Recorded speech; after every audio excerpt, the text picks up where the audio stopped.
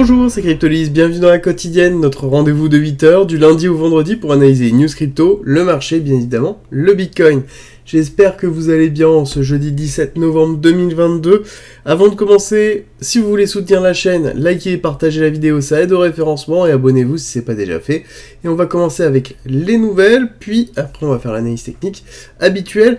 Au niveau des nouvelles, je vais vous raconter une petite histoire aujourd'hui, oui, une histoire, parce que Genesis arrête les retraits et dans la même foulée, du coup, Gemini aussi.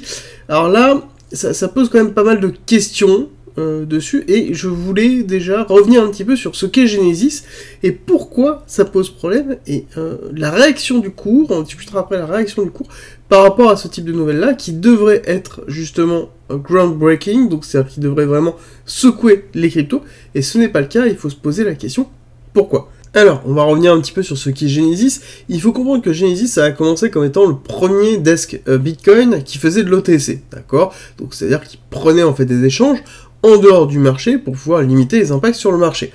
Et c'était en 2013. Ils sont maintenant devenus la plus grosse plateforme de prêt de crypto-monnaie qui existe, d'accord? Si vous avez besoin d'emprunter des crypto-monnaies, vous êtes institutionnel ou une grosse plateforme, vous allez voir justement Genesis.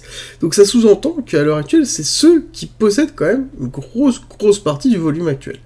Alors, il faut aussi comprendre que Genesis fait partie de DCG, qui est la société holding de Barry Silbert, qui possède notamment Coindesk, qui possède aussi Foundry, Genesis, Grayscale et Luno. Donc voilà, DCG c'est quand même quelque chose qui est assez conséquent et qui dirige justement cette énorme société de capital risque.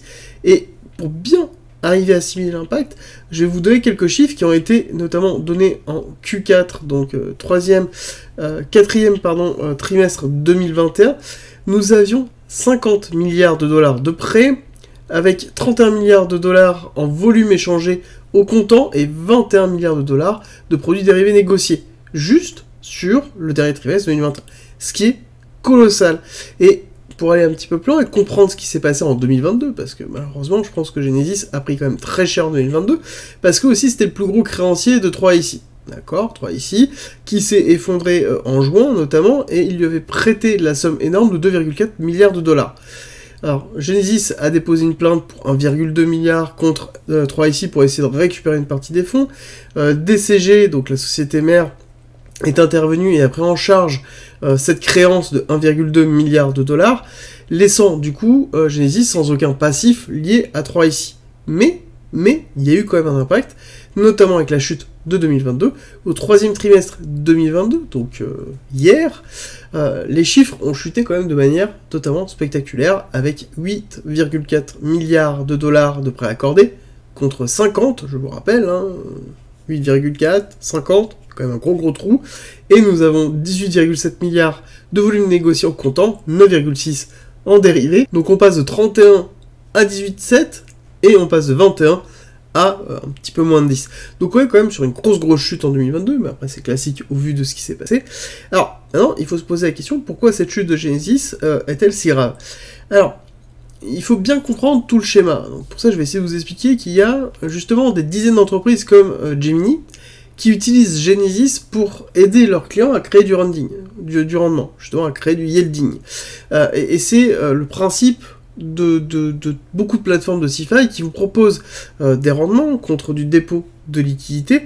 Et pour vous donner un petit schéma, pour bien comprendre ce qui se passe quand c'est comme ça, c'est-à-dire que par exemple, on va prendre l'exemple de Gemini, vous déposez votre crypto à Gemini, Gemini donne votre crypto à Genesis, Genesis prête votre crypto à un fonds, à un hedge fund, peu importe, qui a besoin de liquidité.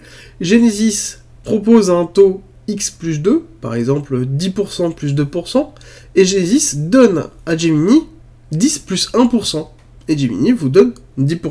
Donc chacun prenne une cut, et du coup ça sous-entend qu'on a un effet d'empilement. C'est-à-dire qu'on a une centrale de prêt qui prête et ainsi de suite.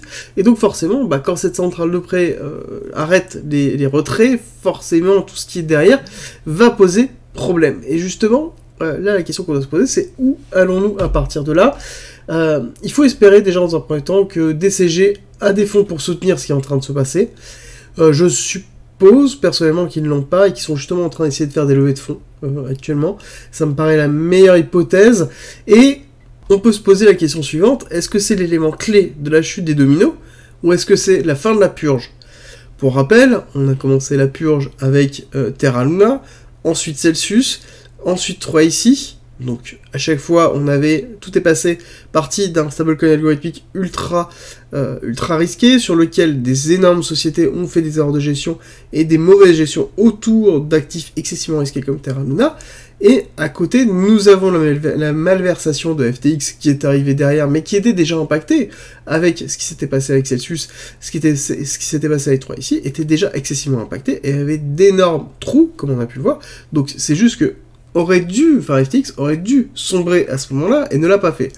Et là justement, on est en train d'avoir tout le système de yielding, donc de distribution de dividendes sur l'apport de liquidité en CeFi qui est en train de s'écrouler, et est-ce que c'est pas justement la fin de cette purge, justement la disparition d'une grosse partie de sociétés de CeFi qui reposaient du coup en fait sur le même schéma habituel ou de centralisation sur un acteur qui lui-même est excessivement impacté par FTX, et ce qui est intéressant c'est que du coup on se retrouve quand même sur tous les acteurs qui se regroupent entre eux, et on a un effet domino parce que tous ces acteurs regroupent entre eux et dépendaient des mêmes schémas.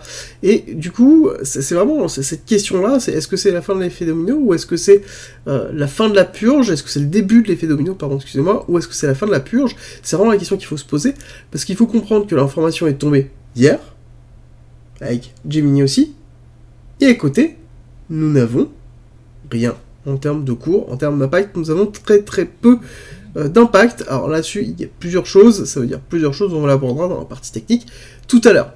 À côté, je ferme cette partie story et on va attaquer la partie continuité des news. Et vous allez voir que oui, peut-être ça se passe très très mal sur le côté financier et yielding, parce que c'est vraiment ça, hein. Clairement, Genesis, c'est quoi? C'est du financier pur et dur, et c'est même la mise en place d'un mode de financement traditionnel dans du Web3, dans des actifs ultra risqués avec énormément de volatilité. Et on a à côté la technologie qui avance plutôt pas mal, avec notamment le ZK Rollup qui a le vent en poupe. Matter Labs a levé 200 millions de dollars pour accélérer l'adoption justement des ZK Rollup et augmenter leur équipe. Donc on a quand même des levées de fonds, alors que nous sommes dans une période inédite de crash, avec un écosystème financier qui est en train de se fragmenter. Et oui, mais à côté, la technologie avance et lève des fonds, donc ça veut dire que fondamentalement, il n'y a pas de problème. Et c'est ce que j'ai essayé de vous dire depuis assez longtemps, c'est que à partir du moment où vous êtes là pour la technologie, et que vous êtes là pour que vous ayez conscience que, en effet, ce n'est pas 1 an ou 2 ans, et qu'on est là pour accompagner l'avènement d'une prochaine technologie qui est celle de la blockchain avec les évolutions qu'elle aura, bon, on est bien placé. Et actuellement, est-ce qu'on est bien placé techniquement? On va le voir tout de suite. Mais avant tout ça, je vais vous rappeler que le Discord est à disposition en commentaire et en description. Il est gratuit. C'est un lieu d'échange et d'informations sur la crypto-monnaie, la blockchain, le trading et l'investissement. Et pour tous ceux qui souhaitent avoir plus d'informations, continuer à se former tout en soutenant le Discord et en soutenant la chaîne, nous avons mis en place un premium avec plein de contenu, plus de 100 vidéos et 300 pages de formation structurées autour d'un parcours pédagogique qu'on incrémente toutes les semaines, donc il y a du nouveau contenu toutes les semaines qui apparaît, et vous y retrouverez aussi des stratégies de trading, des stratégies d'investissement, des analyses sur les différents coins, des lives hebdomadaires sur lesquels on vous forme sur différents éléments clés, dans lesquels vous pouvez échanger avec nous, des briefs quotidiens que j'effectue sur le marché pour vous donner toutes les informations en amont. Globalement, plein de contenu, plein de choses pour pouvoir progresser. Je vous mets une petite vidéo en haut à droite pour les curieux si vous êtes intéressés. Et on commence notre analyse technique avec le rappel habituel de notre schéma idiotiste. Vague 1, 2, 3, 4, 5 terminé en avril 2021. Nous sommes dans un retracement ABC, B avec extension, C avec extension. Nous avons cassé l'extension 382 et nous sommes en train d'aller travailler le niveau 786 de retracement, qui correspond aussi au top de la 1 de notre hypothèse héliotiste. Donc on a un niveau de résistance fort sur lequel on pourrait avoir en effet une dernière mèche, à savoir que nous sommes actuellement sur le CME, donc qui est la représentation des futurs du Chicago Mercantile Exchange, qui représente le futur des institutionnels. Et ce qui est intéressant, c'est que d'ailleurs on voit que majoritairement les institutionnels sont plutôt en short plutôt qu'en longue actuellement sur le BTC, et c'est intéressant de le noter parce qu'on a quand même une petite disparité avec ce qui est en train de se passer ailleurs, où majoritairement on commence à ravoir des longues, alors que la situation n'est pas encore apaisée. Alors, on va avancer un petit peu, on va notamment regarder ce cours-là, mais cette fois-ci autrement en logarithmique, et on va aller regarder ce qui s'est passé en 2018 pour vous expliquer un petit peu quelque chose. Alors, il faut savoir que, par rapport à ce qui s'est passé en 2018, beaucoup de personnes considèrent qu'on est un peu dans la même schématique, et je suis tout à fait d'accord, et je vais vous expliquer pourquoi. Pourquoi nous sommes un peu dans la même schématique, et il faut comprendre aussi la notion de narratif. Alors ça, je vous en ai parlé pendant un certain temps, ça revient au fur et à mesure, parce que le narratif est important sur les marchés financiers, et notamment, nous avons un gros narratif depuis déjà 5 mois, et c'est quelque chose que je veux vraiment marteler pour bien comprendre ce qui est en train de se passer, comprendre aussi ce qui s'est passé en 2018 pour faire le parallélisme entre les deux.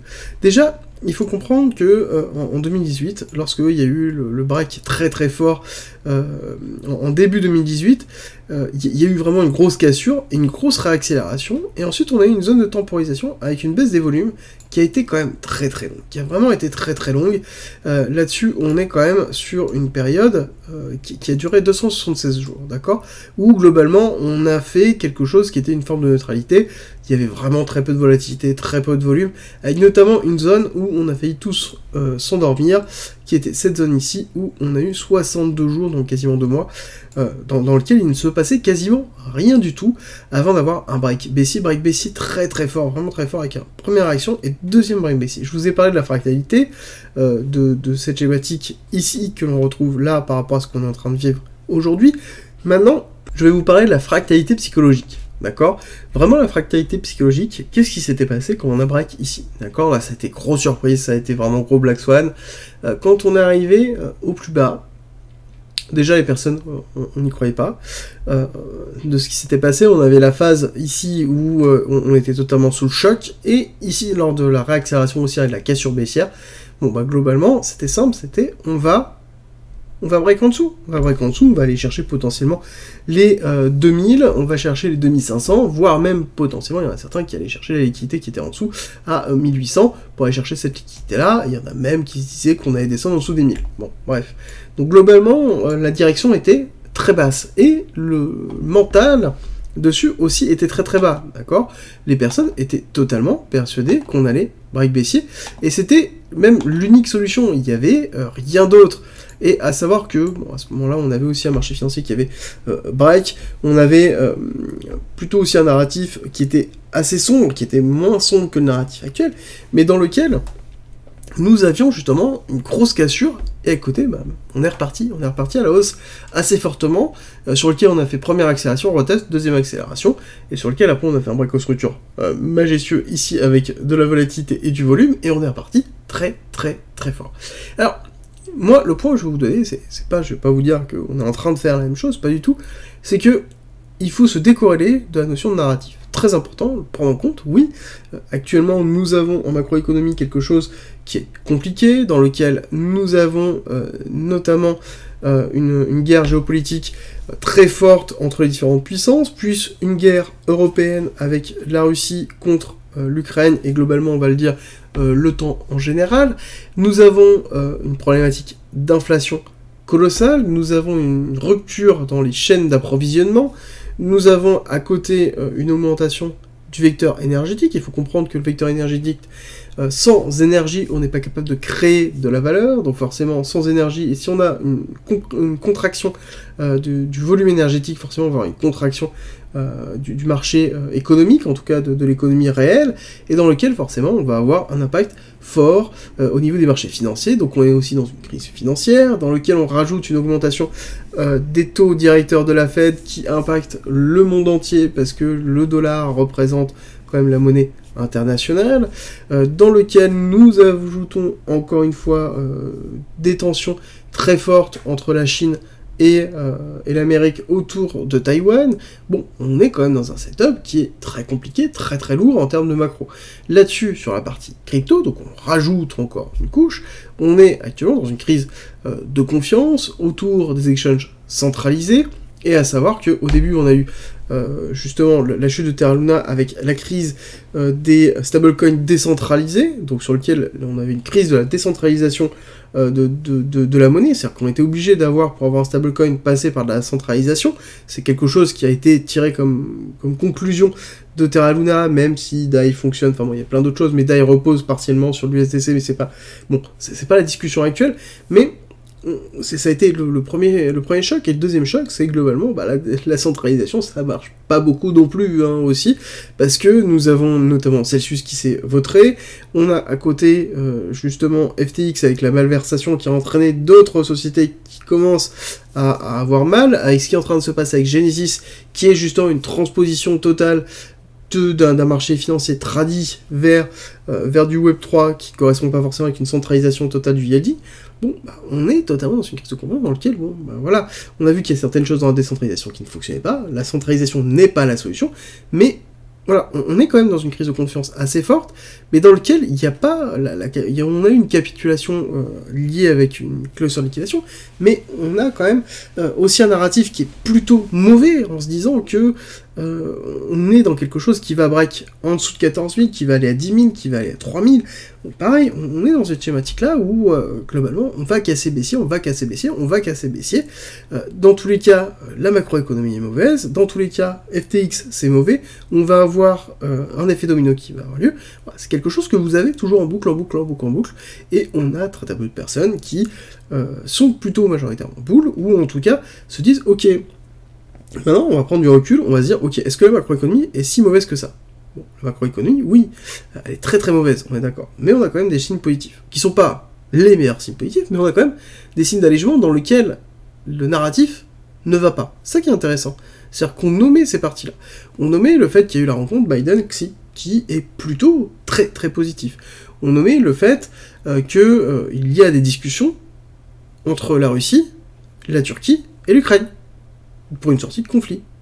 On nommait le fait que, alors ça le marché financier ne l'a pas omis, ça par contre, ça, oui, on va pas dire comme ça, le marché financier a bien noté que le chômage a augmenté, et donc que derrière on a une diminution légère de l'inflation, enfin une diminution de l'augmentation de l'inflation, attention, c'est là toute la finalité, et que potentiellement la Fed pourrait entraîner une diminution de son taux d'augmentation des taux d'intérêt.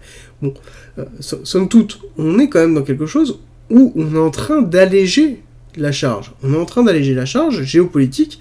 Il manque plus que l'inflation. L'inflation va se régler d'elle-même à partir du moment où on va continuer à augmenter les taux et que derrière on va avoir une diminution des tensions géopolitiques et qu'on va avoir une diminution de tout le reste. On va avoir quelque chose qui va se contracter et en fait le narratif est beaucoup moins noir que celui qu'on nous montre. Et c'est pour ça que justement il faut prendre du recul par rapport à ça et se poser les questions.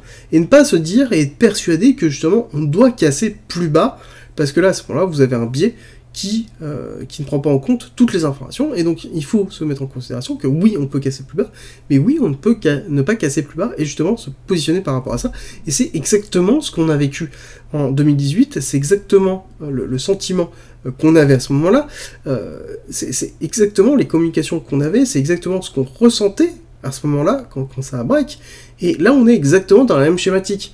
Donc tous ceux qui ont vécu déjà 2018, ou voire même qui ont vécu avant, je veux dire, là c'est exactement ce qu'on vit là, oui, là aussi, je veux dire, là aussi, on est exactement dans cette schématique-là.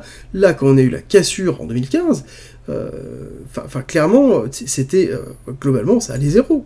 Ça allait zéro, c'était fini, BTC était mort, la crypto-monnaie ne servait plus à rien.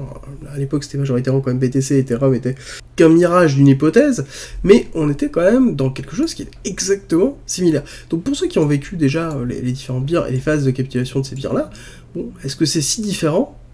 J'ai envie de vous dire, absolument pas. On est vraiment dans quelque chose habituel, donc il faut pas s'inquiéter plus que ça, et on va se diriger justement dans la partie technique pure, pour bien comprendre aussi qu'on est dans des zones qui sont très intéressantes. Donc là j'ai zoomé clairement dans cette zone ici, d'accumulation long terme, dans lequel nous avons notamment ici un SC, AR, ST, retest, cassure baissière, STB, bon, ceux qui ont l'habitude de Wyckoff, nous sommes dans une accumulation de Wyckoff avec ici l'arrêt latence baissière, retracement, retest, cassure baissière pour prendre la liquidité du SC. Donc là, on est dans un STB dans lequel nous sommes allés travailler notamment l'objectif 1 de cette impulsion baissière ici qui va jusqu'ici, cette première impulsion baissière avec le retracement. Donc on est bien dans quelque chose de classique actuellement. Si on regarde cette impulsion baissière ici avec le retracement qui s'est fait, nous sommes au niveau du 272. On est quand même sur quelque chose qui est ultra ciblé. On est vraiment quelque chose qui est ultra ciblé. Alors, on va zoomer dans cette partie-là pour continuer à affiner cette analyse. Bah, ici, on voit qu'on a aussi une accumulation. On a SC, AR, ST, retracement. Bon, potentiellement, on peut aller break baissier pour faire un STB, donc faire encore une prise de liquidité avec une cassure ici des 15 600 pour aller récupérer la liquidité de là, voire potentiellement descendre un petit peu plus bas. On peut descendre, retracer les 15 000, voire les 14 500 si jamais on a des crises de liquidité fortes. Oui, crise de liquidité, oui. Pourquoi je vous dis crise de liquidité? Parce que clairement, les bougies qu'on voit ici et ici, d'accord? Alors, il y a des bougies de capitulation, oui, il y a une partie de capitulation, mais il y a aussi une partie de market. Il faut bien comprendre qu'il y a eu beaucoup de BTC qui ont été market. Il y a beaucoup de cryptos qui ont été market, parce que, il faut bien aussi comprendre que il y avait un besoin de liquidité pour répondre à une rapidité de retrait. Et ça n'a pas été que sur FTX, ça a été majoritairement sur FTX, mais ça a été aussi sur beaucoup d'autres plateformes dans lesquelles il y a eu des liquidations d'assets pour pouvoir générer les retraits. Et donc, ça forcément, quand on a un crunch au niveau de la liquidité, bah forcément, on va avoir du market qui va être effectué pour répondre à cette contraction de liquidité, chose qu'on a eu là. Et ces bougies-là sont des bougies de contraction de liquidité, pas forcément de capitulation actuelle. Les bougies de capitulation sont celles-ci. D'accord? Là, on les voit bien, ces bougies de liquidation et de capitulation. Pareil ici. C'est toute une série, on n'a pas de consolidation de ce style-là. Quand on a une consolidation de ce style-là, ça veut dire qu'on a résolu déjà une partie et qu'on avance. Et c'est pour ça que je vous dis que là-dessus, il faut prendre un peu de recul. Parce qu'on a notamment la news de Genesis qui est tombée, on a la news de Gemini qui est tombée. Bon, bah, le cours, oui, un petit peu baissé, mais bon, somme toute, on est quand même sur quelque chose qui est très structuré, d'accumulation, SC, AR, ST, donc potentiellement on peut faire le STB, on est quelque chose sur lequel on est en train de travailler notamment la zone de psy très forte dessus. Il faudrait arriver notamment à consolider au-dessus des 17 000 sur une pattern pour laquelle on pourrait aller rechercher ici les 18 200 qui seraient plutôt positifs pour aller chercher notamment la liquidité et chercher les shorters qui sont en train de shorter le marché. Oui, shorter le marché parce qu'on va regarder tout de suite ce qui se passe au niveau de l'order flow. Vous allez voir qu'au niveau des top traders sur Binance, on est en train de monter au niveau short. D'accord? Sur la totalité des comptes, bon, voilà, on est toujours sur du long, ça c'est classique, hein, je vous avais dit, même si on passe en short, je pense que là on aura une augmentation, parce que c'est classique. Normalement, on est censé être inversé entre les top traders et la totalité des comptes, et là on voit que c'est un peu ce qui est en train de se faire, et on a un tout petit peu d'augmentation au Pinterest. Bon, là, clairement, pour moi, c'est en train de se préparer pour avoir une cassure baissière, qui peut être en deux temps, et qui peut avoir une accélération haussière, puis une cassure baissière, mais dans tous les cas, je pense qu'on aura une cassure baissière pour potentiellement aller retest. Je pense pas qu'on va break très très bas, mais à minima retest, pour moi, les 15 800, potentiellement ici les 15 600, et après redescendre plus bas si jamais on a une news très forte qui appuie vraiment très très fort sur le marché. Bon, pour l'instant on n'y est pas, mais là il va falloir surveiller aussi qu'on ait une augmentation des shorts pour que ça arrive. Donc, si on n'a pas d'augmentation des shorts, ça voudrait dire que à ce moment-là on va retrouver quelque chose qui va faire hop, short ça va monter, et ça va redescendre, ça va repasser. Donc là on va avoir les longs qui vont faire ça, et on va se retrouver sur un truc qui va être de la neutralité au niveau des tops. Donc ça veut dire que là on va se retrouver dans une forme de ranging pendant un certain temps dans lequel on risque de s'ennuyer avec très très peu de volatilité, très peu de volume et quelque chose qui va se stabiliser avant de potentiellement repartir et généralement qui est propice à une accumulation long terme dans lequel justement les institutionnels accumulent beaucoup d'assets et ce qui pourrait être le cas sur une finalité, c'est-à-dire que là on pourrait être sur une fin de capitulation avec un cours qui monte tout doucement, quelque chose qui monte pop de ce style là, doucement, avec très peu de volatilité, pour justement accumuler sur long terme, pourquoi pas avec peut-être des petits dips pour aller chercher un petit peu plus bas et vérifier qu'on n'a pas de capitulation, mais somme toute, on est sur quelque chose d'assez classique. De la liquidité, il y en a quasiment plus, on a quand même petit peu de liquidité si en short là qui sont en train de se positionner au-dessus des 16 700, c'est pour ça que je vous dis qu'on peut avoir une petite accélération haussière avant d'avoir un break baissier, parce que justement plus les gens vont shorter, plus on aura un short squeeze, et le short squeeze peut aller quand même assez haut parce qu'on a quand même pas mal de liquidités qui se trouvent au-dessus des 17 000, donc le fait d'aller chercher les 17 000, ici aller chercher ces liquidités là pour nous entraîner au-dessus des 17 000, et chercher au-dessus des 17 000 pour entraîner des shorters, et donc un short squeeze, et casser baissier. Alors au niveau du Nasdaq, pareil, très intéressant. Dessus, je vous ferai une petite analyse demain un petit peu plus longue dessus, parce qu'on sera sur la clôture de semaine, donc ce sera intéressant, mais on a retravaillé notamment cette zone-là, et là on est toujours en train de travailler ici 386, et aussi la zone de résistance que l'on a depuis déjà un certain temps, qui a racheté continuellement. Donc tant que ça sert de support, on peut aller retester les 12 000, et je pense que pour moi, il va falloir retester les 12 000 à un moment donné pour pouvoir renfoncer, soit renfoncer et aller chercher 618, parce que majoritairement, à chaque fois qu'on a un retracement effectif de ce style-là, on est toujours à 618 du mouvement, donc pour moi, ça reste quand même une target. La cassure, enfin la tentative de cassure des 12 000 avec une mèche à 12 500 pour aller chercher les 618 puis être avalé, pourquoi pas, ça me semble tout à fait cohérent. À voir si on y va tout de suite ou si on continue à latéraliser un petit peu avant de pouvoir le faire. Le Nasdaq se porte quand même un petit peu mieux par rapport au SP500. SP500 je le trouve un petit peu mou par rapport au Nasdaq. On a toujours cette zone de travail aussi au niveau des 4000, hein, donc en dessous des 4000 à 3950, et justement on travaille les 4000 au-dessus, on oscille entre les deux dans lequel on n'arrive pas, on a touché une fois, deux fois, on a pris, on a racheté, on a retesté encore une fois, mais on rebondit sur le 0,5 pour aller potentiellement retester, pour moi, le 618, qui serait une bonne target, avec notamment un comblement de ce qui reste d'imbalance, il reste pas grand chose, mais il reste un petit peu, dans lequel on pourra aller chercher. Pareil, le SP500, on le verra majoritairement beaucoup plus demain. Ensuite, nous avons notre ami DXY, le DXY, pareil, sur lequel on a eu une journée dans laquelle on a cassé baissier, mais on a ravalé. On commence à avoir un début de journée qui se structure, donc on a quand même cette zone qui joue vraiment un point fort de support 106, dans lequel on n'arrive pas à percer, on n'arrive pas à break. Pour moi, je vous rappelle que le 104 est très important. C'est une zone pivot, cassure et validation de la cassure, avec notamment une bougie en dessous entraînerait une validation d'un break-off structure, donc après derrière un début de retracement pour pouvoir après break baissier, mais ça on en rediscutera aussi demain. Mais globalement ici on est vraiment dans une zone de stabilité où on est en train de consolider, que ce soit DXY, que ce soit SP500 ici, que ce soit Nasdaq, que ce soit ici BTC, d'accord, on est dans une forme de consolidation, donc je pense qu'on attend potentiellement une autre série de nouvelles pour pouvoir entraîner un mouvement définitif et globalement donner la tonalité pour la fin d'année, clôturer ce 2022, soit dans le rouge, soit dans le vert, pour préparer 2023. Vous, dites-moi ce que vous en pensez, est-ce que nous sommes dans une zone de neutralité? Est-ce que vous pensez que la dernière capitulation a été faite? Est-ce que vous pensez que c'est normal la réaction du BTC par rapport à l'annonce de Genesis et Gemini? Est-ce que pour vous, ça cache quelque chose? Et oui, quoi? Dites-moi tout en commentaire.